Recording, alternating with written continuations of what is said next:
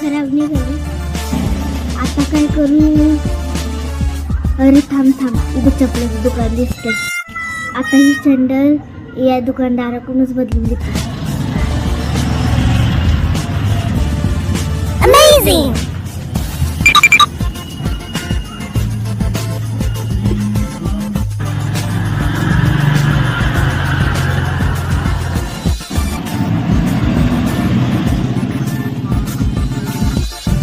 काय गे दीदी, काय घ्यायचं?